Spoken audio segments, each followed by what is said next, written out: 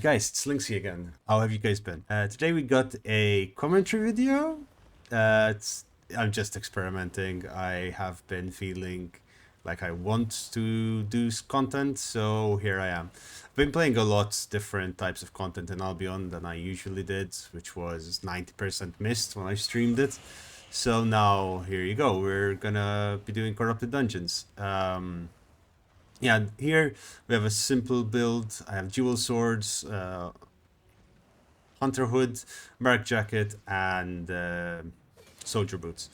My thoughts here fighting this guy was it's my first corrupted dungeon. I haven't really done this, so I just went in, face brawled him, and as you can see, I did a bunch of small mistakes. I procced my abilities a bit off, but luckily he seemed to do more. Yeah, he did more mistakes than me.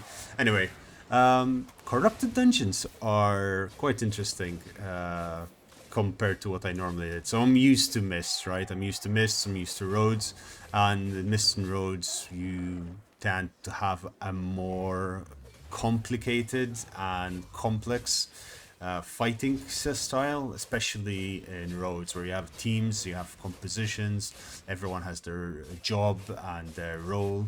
And then mists, it's a bit different. Mists, you need mobility, it's the biggest thing, and you need to be able to run away from your enemies and or towards your enemies and kill them, kite and hit.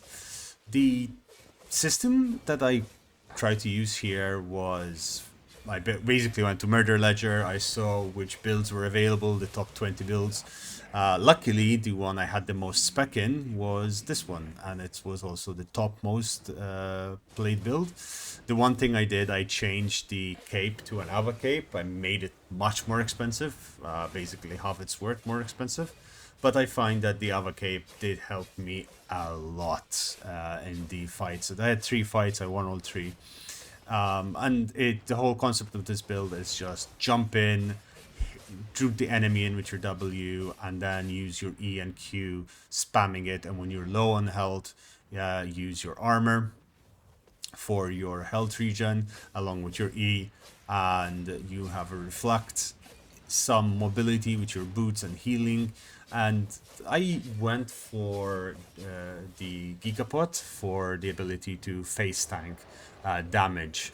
That was my thought, right? Like, if they are going to burst me, like this guy coming up, I'll be able to tank the damage. And I'm not used to doing this most fights, but here we go. We had a chance to do it.